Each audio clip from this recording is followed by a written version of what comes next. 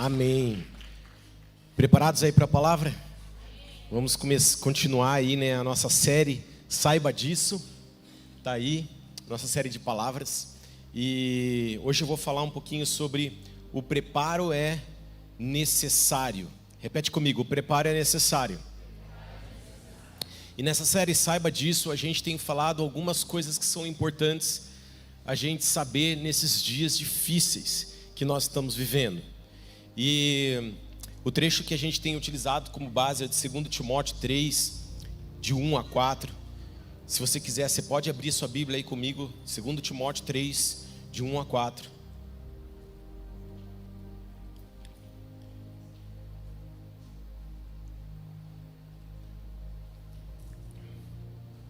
Diz assim: saiba que nos últimos dias, na minha versão, né, tem algumas que está escrito saiba disso, mas saiba que nos últimos dias haverá tempos muito difíceis, porque as pessoas só amarão a si mesmas e ao dinheiro, serão arrogantes e orgulhosos, zombarão de Deus, desobedecerão a seus pais e serão ingratas e profanas, não terão afeição nem perdoarão, caluniarão outros e não terão autocontrole. Serão cruéis e odiarão o que é bom. Trairão os amigos, serão imprudentes e cheias de si, e amarão os prazeres em vez de amar a Deus. E a pastora Priscila, na semana passada, ela falou um pouquinho sobre a importância de a gente estender as nossas raízes, da gente crescer para baixo, que à medida que a gente cresce para baixo, a gente vai para baixo, a gente cresce para cima no inverso, mais firme, de maneira mais segura, né, para viver esses dias difíceis que a gente acabou de ler, onde as pessoas elas vão ser amantes de si mesmo. Eu poderia traduzir isso, vão estar preocupadas com o corpo, com a beleza, não que isso não seja importante, mas vocês entendem o que eu quero dizer, né? De forma excessiva, elas vão estar preocupadas com a fama, com o sucesso, preocupadas com o dinheiro, preocupadas com seus próprios interesses, como nós falamos ali, que são coisas, prazeres, né? Que são coisas que, se a gente não toma cuidado, elas são coisas que nós mesmos passamos a viver elas. Nós mesmos podemos ser um problema para a nossa própria vida, né? Quantos estão entendendo o que eu estou querendo dizer? Aqui a Bíblia, esse trecho fala sobre as pessoas, e eu me incluo como essas pessoas. Mas também fala de coisas que são explícitas, como o orgulho, a raiva, a mentira, a incredulidade, e tantas outras coisas que foram citadas aí nesses versículos de 1 a 4, né? Mas logo a seguir, aí no 2 Timóteo, né, o capítulo 4, versículo 7, diz assim. Então hoje eu vou falar um pouquinho sobre essa importância do nosso preparo para enfrentar esses dias difíceis, amém? E o 2 Timóteo 4,7 diz assim: lutei o bom combate, terminei a corrida e permaneci fiel. Paulo, ele está fazendo aí uma comparação à vida dele, a vida que ele tinha vivido, de pregação do evangelho, de expansão do reino de Deus, a um bom combate, que ele cumpriu, a um combate. E que segundo ele foi um combate que ele cumpriu bem, que ele cumpriu a carreira que tinha sido proposta para ele. E ele fala assim: e eu fiz isso de forma muito fiel, eu fui fiel a esse meu combate, né? E quando eu penso nessa ótica do combate, né, e de ser fiel, isso eu fico pensando nas nossas vidas, porque nós também passamos por lutas, por situações difíceis e por combates todos os dias. Mas ele está dizendo a Timóteo, amigo dele ali, o braço direito dele, falando assim: ó, você vai ter dias difíceis, terão dias difíceis. Não para de pregar a palavra, dá continuidade àquilo que eu estou vivendo, dá continuidade àquilo que eu estou fazendo, aquilo que eu tenho, a forma como eu tenho vivido. Mas não para. E de fato essa palavra é para nós, porque quantas vezes a gente para quando uma situação difícil, a gente se depara com uma situação difícil. A gente passa situação difícil todo dia. É bíblico isso. Está escrito aqui, ó, 2 Timóteo 3,12. A gente está lendo 2 Timóteo 3, capítulo 3. Sim, todos que desejam ter uma vida de devoção em Cristo. Quem quer ter uma vida de devoção a Cristo, levanta a mão. Levanta bem alto. Glória a Deus. Uma notícia para dar para vocês: sofrerão perseguições. Então eu quero dizer para vocês que nós vamos sofrer perseguições. É muito normal isso. É comum a gente passar por perseguições. Mas Paulo está dizendo, fala assim, ó, não pare diante das lutas. Eu estou aqui preso. Eu continuo pregando a palavra. Eu continuo expandindo o reino. Ele estava escrevendo uma carta para Timóteo. Não é porque ele estava na cadeia que ele estava ali. Vou ficar na cadeia, não posso fazer nada. Mesmo diante das dificuldades, a gente precisa avançar. A gente precisa lutar e combater esse bom combate. A gente não pode parar, porque a gente tem uma tendência, quando a gente passa situações difíceis na nossa vida, a gente tende a retrair. A gente tende a falar assim, eu quero viver em paz. Quem já falou isso? Eu quero viver tranquilo. Para que guerrear? Quero dizer uma coisa, para que ir contra essa oposição sobre a minha vida? Porque o inimigo está o tempo todo gerando oposições diante de nós. Agora a gente precisa entender que quando a gente fala de combate ou de uma corrida, o que for, exige uma preparação. Sim ou não? A gente não vai combater de qualquer forma. A gente não vai para uma corrida de qualquer forma. Ontem mesmo eu estava vendo um conhecido meu, correu 100 quilômetros.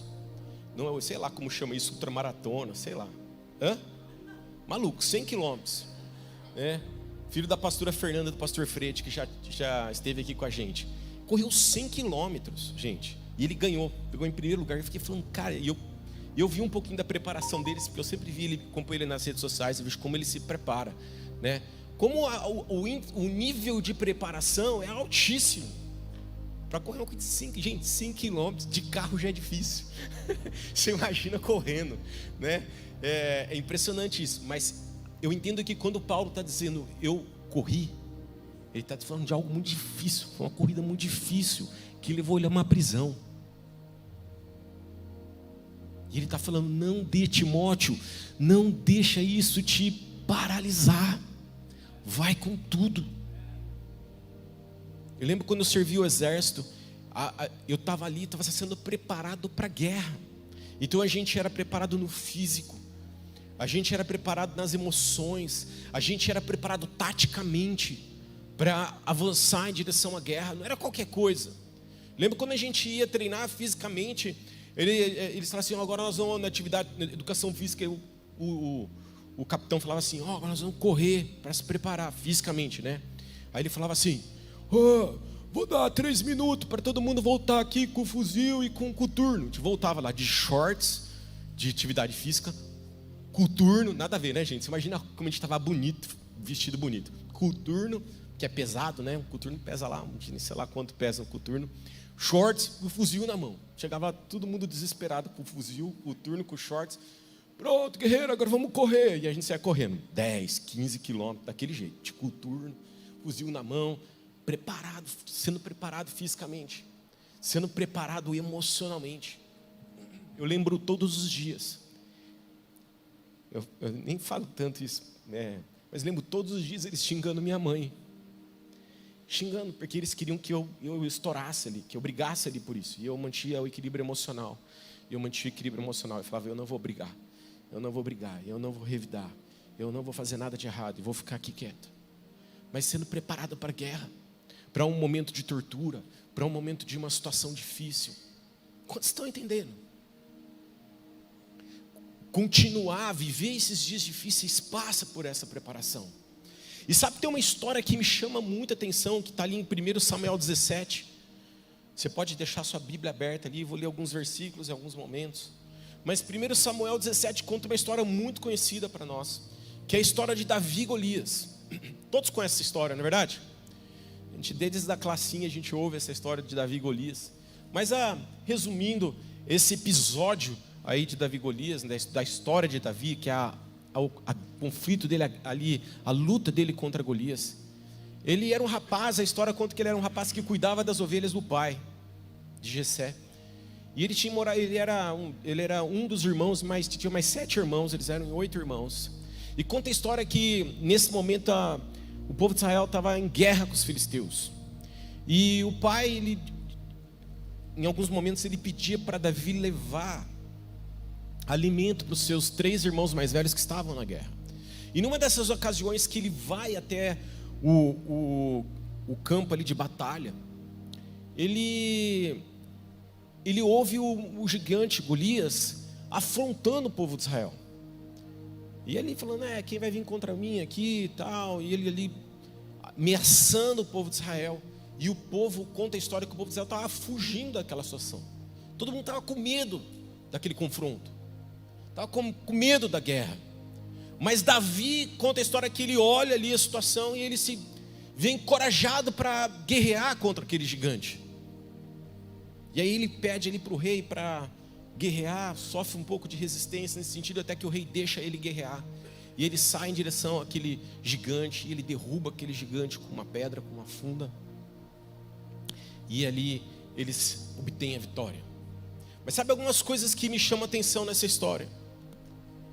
É o que Paulo estava dizendo ali em Timóteo, que nós estávamos lendo. Não fuja da guerra. Nessa história o povo de Israel estava fugindo da guerra. E eu falei na introdução que muitas vezes essa é a nossa postura, como alguém que está sendo afrontado pelo inimigo. E a gente fala, eu não vou aqui não, eu vou sair fora, para que eu vou arrumar rolo aqui? E a gente não quer enfrentar as situações que estão dentro de nós, diante da gente. Mas Davi, ele vai em direção a Golias. Ele enfrenta a guerra. E ele enfrenta a guerra porque ele sabia aquilo que ele carregava. Ele sabia o Deus que ele servia. Davi, ele já tinha sido ungido rei. Da mesma forma que nós, como cristãos, salvos por Jesus Cristo, carregamos o Espírito Santo dentro de nós. E se nós carregamos o Espírito Santo dentro de nós, da mesma forma que Davi tinha convicção, a certeza de que ele teria vitória, nós também temos uma convicção, uma certeza, que nós temos a vitória contra o inimigo. E ninguém pode mudar isso. Poderia ler aqui Romanos 8 inteiro para vocês lá, acho que é do 17 em diante, sei lá, que fala lá que nada pode nos separar do amor de Cristo. Nada pode impedir a gente de ter a vitória. Você crê nisso? Eu creio nisso. 1 Samuel 17:47 diz assim: e todos que estão aqui reunidos saberão que o Senhor salva seu povo, mas não com espada nem com lança.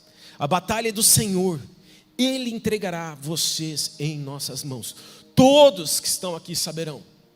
Quando a gente deixa de andar em direção ao inimigo e de lutar as nossas guerras, a gente está impedindo que o mundo conheça Jesus. Vai na contramão daquilo que Jesus pediu para que a gente fizesse na grande comissão. Quando a gente decide não lutar as nossas guerras, nós estamos impedindo que o mundo conheça Jesus, porque a palavra diz que quando a gente guerreia e vai contra os inimigos, e os inimigos são destruídos, todos saberão que há um Deus. Você pode dizer amém? Todos. Por isso, cumprir a nossa missão passa por a gente viver e lutar essas guerras. Davi sabia que ele carregava essa unção, amém? E o povo de Israel, ele era afrontado todos os dias. 1 Samuel 17:25 fala: vocês viram aquele homem? Perguntavam uns aos outros. Ele sai todos os dias para desafiar Israel. Quantos são desafiados todos os dias? Eu sou. Essa é a verdade. Eu sou confrontado todos os dias pelo inimigo. Agora, a gente não pode desistir, amém? Porque uma guerra, muitas vezes, ela se ganha no cansaço, ela se ganha no psicológico, ela se ganha no emocional. Quantos estão entendendo? Uma guerra se ganha aí. Pensa lá na guerra que a gente está tendo ali, está vendo aí acontecer no mundo, né? A Ucrânia ali com a Rússia. Terrível. Mas a gente vê o que lá? Você vê alguém lá tirando um cochilo para descansar? O líder da Ucrânia falando assim: gente, vamos parar durante 30 dias de guerrear. Não tem isso. E às vezes o conflito se perde com coisas simples, como no suprimento. A gente precisa aprender a se preparar, a gente precisa aprender a se alimentar de Deus. A gente precisa aprender é mesmo estar firme para lutar as nossas guerras. Amém?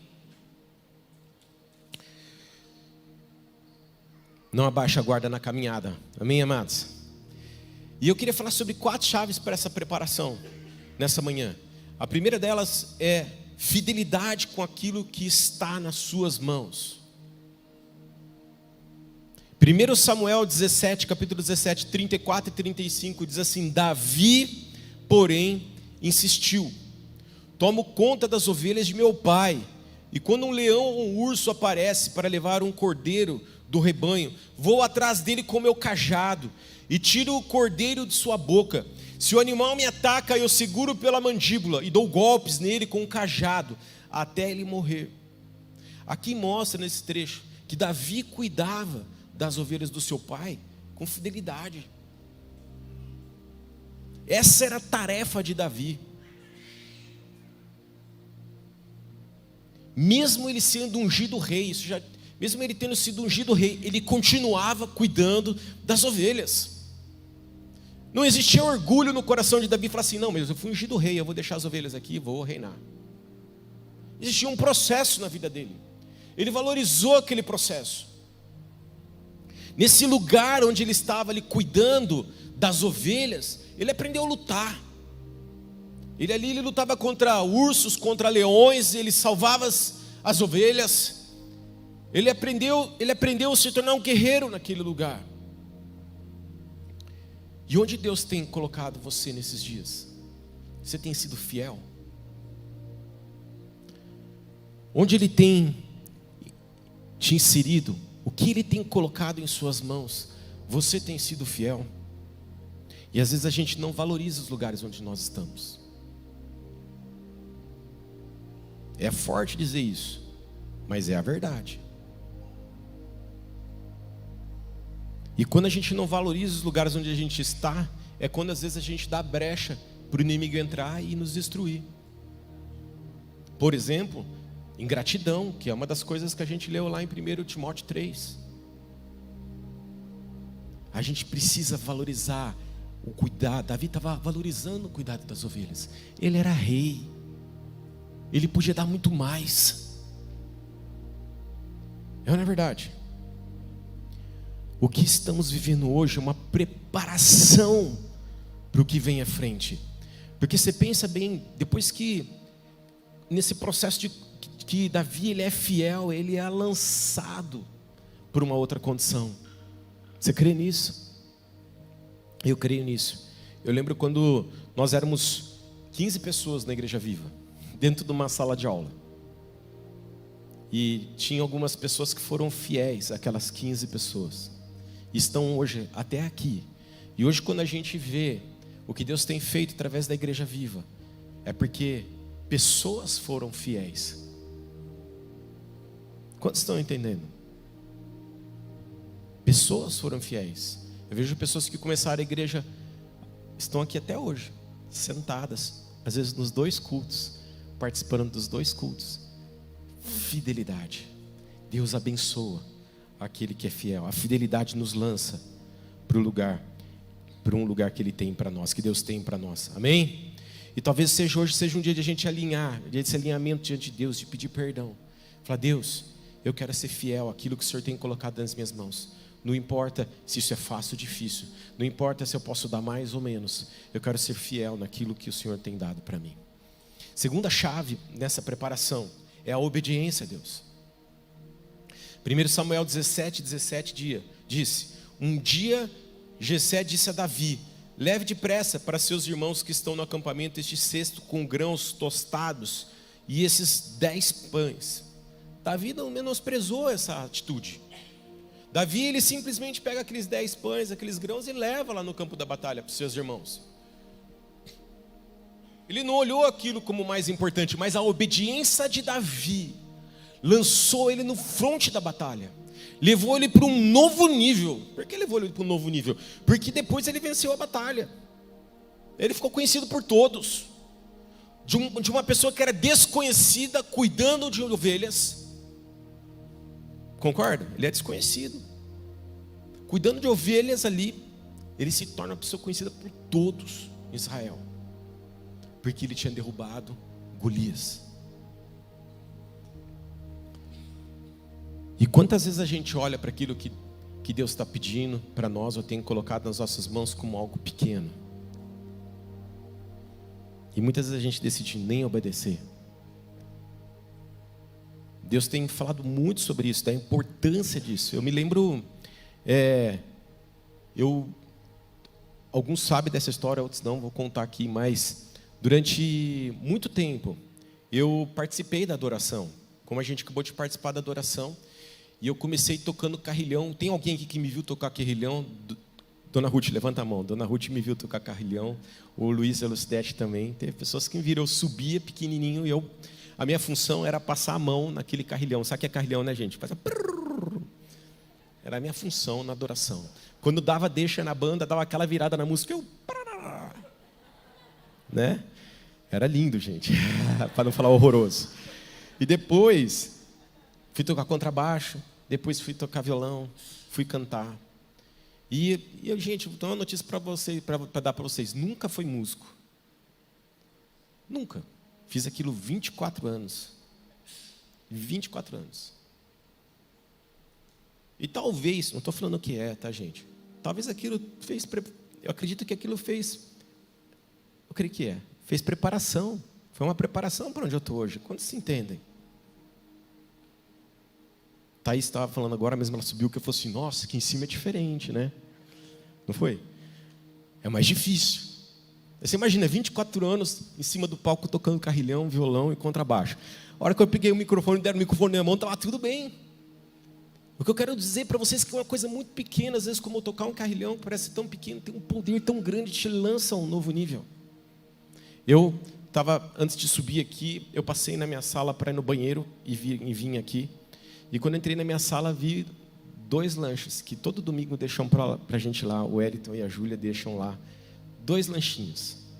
Eles deixam lá, que parece ser algo tão pequeno, mas é tão grande, tão poderoso. E eu vou dizer mais, isso está lançando vocês no destino de vocês.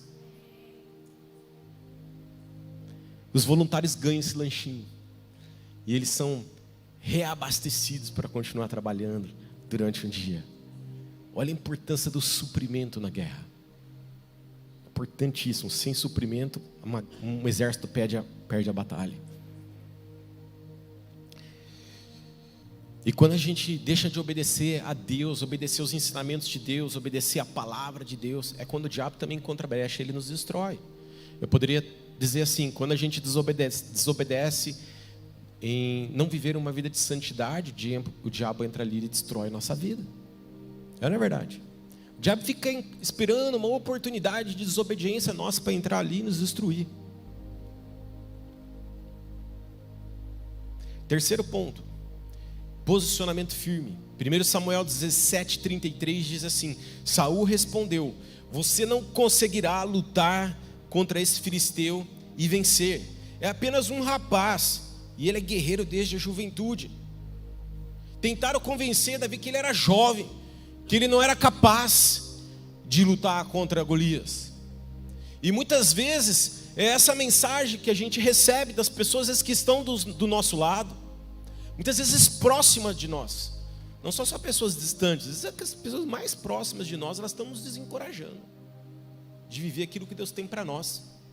Eu costumo dizer que é inimigo. E às vezes a gente considera como o melhor amigo. A pessoa que está nos desencorajando a ser fiel, a ser obediente, a me posicionar diante daquilo que Deus tem colocado nas minhas mãos. E Saul vira para Davi e fala o seguinte: você é um rapaz, você não vai ser um guerreiro, você não vai lutar. Ele fala para Saul: Saul, que era o rei, presta atenção, eu cuido das ovelhas do meu pai. Quando chega o urso e leão lá, eu pego o urso e leão com o meu cajado, bato neles, arranco a ovelha, eu mato eles. Saul, põe eu para guerrear contra esse Golias.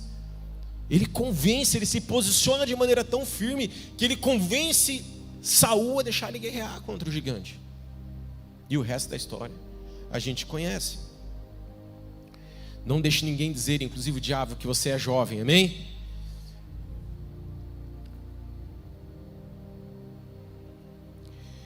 Eu queria chamar a atenção para outra coisa também, que outra maneira de maneira bem prática, para o nosso dia a dia, aplicado ao nosso dia, são os modismos.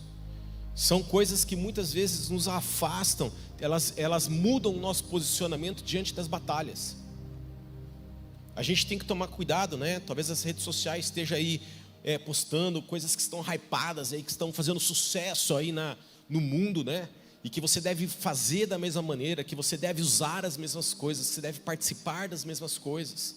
E como como olhar para essa influência do mundo de maneira não cuidadosa pode fazer com que a gente não tenha posicionamentos firmes e a gente possa deixar de viver aquilo que Deus deseja que a gente viva.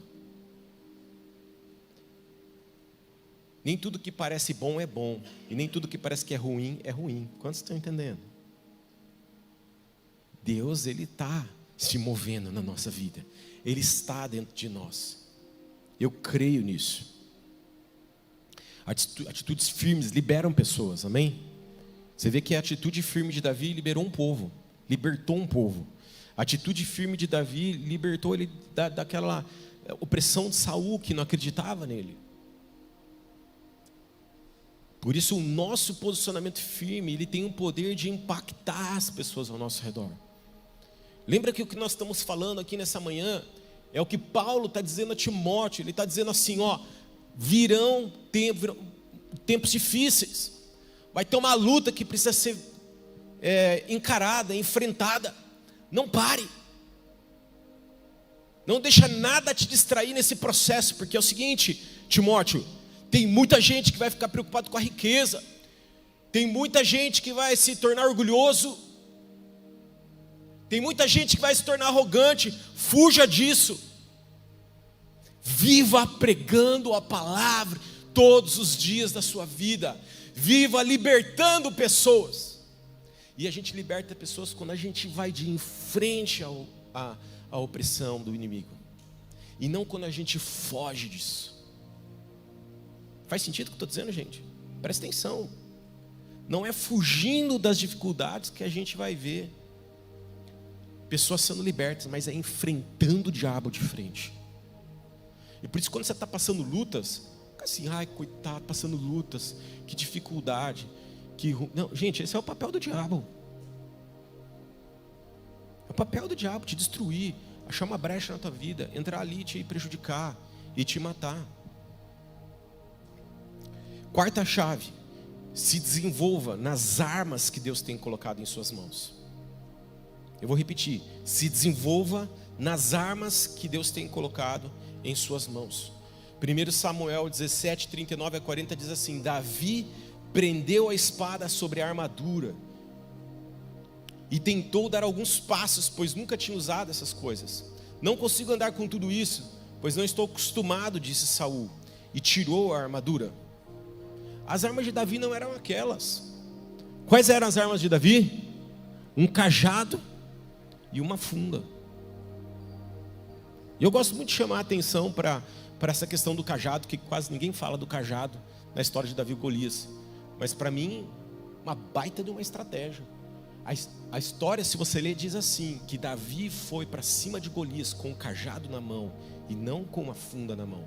A história conta que Davi pega algumas pedras no riacho e coloca na sua bolsa. E lá quando ele chega diante de Golias, ele lança uma pedra no Golias e Golias é derrubado. Talvez aquela funda tivesse escondida num lugar que Golias não pudesse ver. E Golias estivesse falando assim, esse carinha aqui está vindo com um cajado me pegar. Mas quais eram as armas que estavam na mão de Davi? Quais são as armas que Deus tem colocado na tua mão? Quais são os seus talentos? Quais são as suas habilidades? E a gente precisa tomar cuidado, porque tentaram colocar uma armadura em Davi que não tinha nada a ver com ele. Parece ser algo bom, gente. Gente, Davi vai lutar com Golias. Olha o tamanho do gigante, armadura, roupa, ferro, não sei o quê. Davi, é o seguinte, vamos pôr isso em você, é bom. E Davi talvez tinha olhado Saul falando isso, é bom mesmo, mete essa armadura em mim, porque a briga vai ser grande. E não é porque é bom para ele, é bom para você. Quais são as armas que Deus tem te dado? E a gente vive num mundo onde a comparação é muito grande. E a comparação é destrutiva. Você quer morrer, começa a se comparar. Você quer perder uma batalha, começa a se comparar. é horrível. Vai te derrubar. A comparação mata. E a gente vê Davi na contramão disso. O que Davi fala? Não, arranca esse negócio de mim aqui que eu vou com a minha funda e com o meu cajado guerrear contra esse gigante. Às vezes a tua arma é uma arma incomum, a oração. Às vezes a tua arma é uma arma incomum, a intercessão. Essa semana a pastora Priscila estava orando lá por Botucatu. Essa semana estive lá em Botucatu. E que a gente está com GPS agora como Igreja Viva lá em Botucatu. Eles devem estar assistindo online. Deus abençoe vocês. Mas a Pri estava orando pelo dia que eu ia passar lá em Botucatu. E aconteceu que lá na mesma da intercessão explodiu um copo. Muito louco isso. Quantos estão entendendo? É uma guerra que ela é espiritual. E que a gente precisa se posicionar. Não pode ter medo, a gente tem que enfrentar. Aí que eu peguei meu carro e acelerei mais forte ainda, em direção ao Botucatu. Quantos estão entendendo? Isso só me traz convicção que eu estou indo no lugar certo. Quais são as armas? A tua arma pode ser uma intercessão. A tua arma pode ser a palavra de Deus. Uma direção que você tem na palavra. E às vezes a tua palavra não é você discutir com alguém, conversar com alguém, ou convencer alguém com as suas próprias palavras, com a sua saliva, gastar a sua saliva para convencer alguém. Eu lembro quando a gente fazia evangelismo em Itatinga, era uma benção, a gente ia lá presencialmente e a gente evangelizava aquelas garotas de programa no bairro de Itatinga. Mas sabe o que é mais louco? A vez que a gente sentiu mais efeito é quando a gente intercedeu por aquele bairro. Percebe? Às vezes a gente acha que a arma é se aproximar das pessoas e evangelizar homem a homem. Às vezes a intercessão é mais eficaz. A gente precisa entender quais são as armas que Deus tem colocado nas nossas mãos.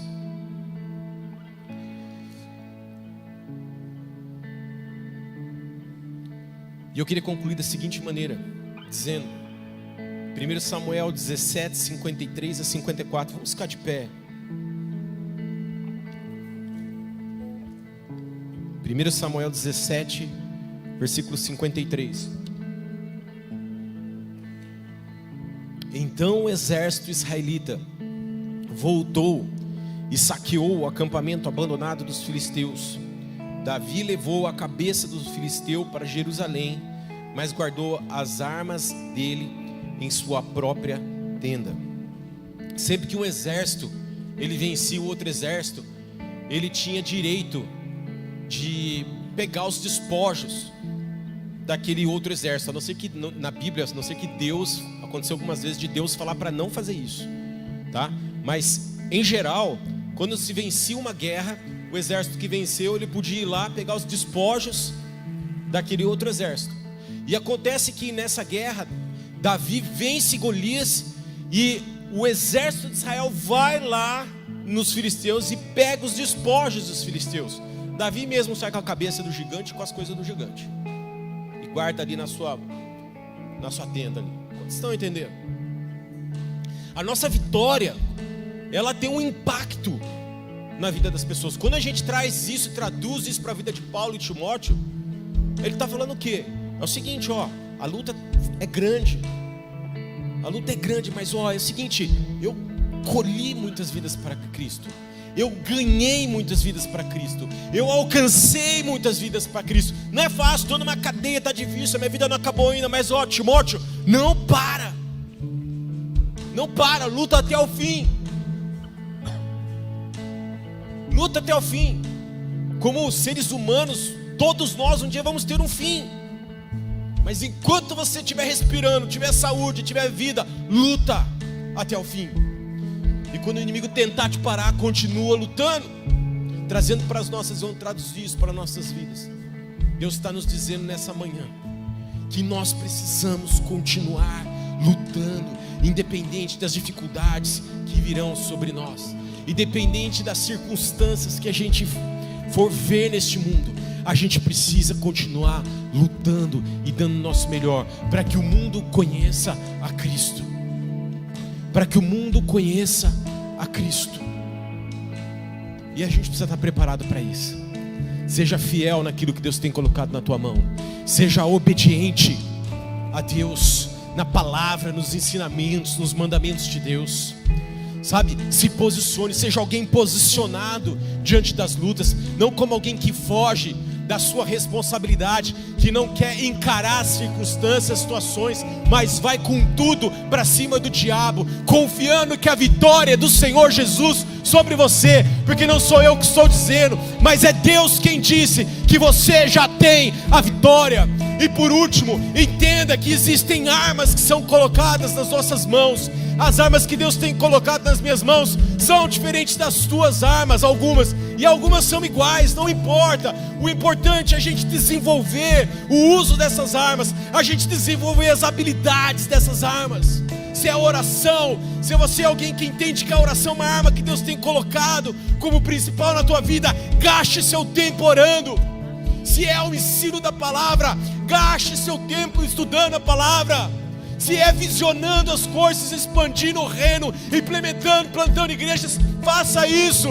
Se é evangelizando, perdido em outras nações, faça. Mas use as armas que Deus tem colocado nas tuas mãos.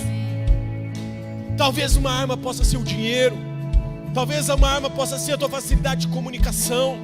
Talvez uma arma seja a sua coragem. Não importa. O que importa é que nós precisamos viver todos os nossos dias como se fosse o último dia das nossas vidas. Há uma urgência. Nós temos que chegar nos cultos aos domingos. Nós precisamos trazer aqueles que não conhecem Jesus. Precisamos. Quem é que você tem evangelizado nesses dias? Se a tua resposta é ninguém, ponha o seu joelho no chão e comece a orar e pedir por pessoas. Precisamos entrar na igreja com essas pessoas convertidas, salvas. Tem lá uma pessoa que toda semana, 2 vezes por semana, eu estou com ele e eu estou pondo sementes na vida dele. Ele vai entrar aqui comigo em breve. Ele vai. Talvez ele venha no segundo culto aí, porque toda semana eu chamo ele para vir na igreja. Uma hora ele vai vir. Eu estou fazendo a minha parte, faça a sua. Deus quer que cada um de nós, a gente faça a nossa parte de fazer com que o mundo todo conheça Jesus. A palavra fala que Jesus só voltará depois que o mundo todo conheça Jesus. Passa por nós fazermos isso, passa por nós nos mobilizarmos para isso. Quem quer que Jesus volte? Eu quero, gente, eu quero. Precisamos evangelizar o mundo.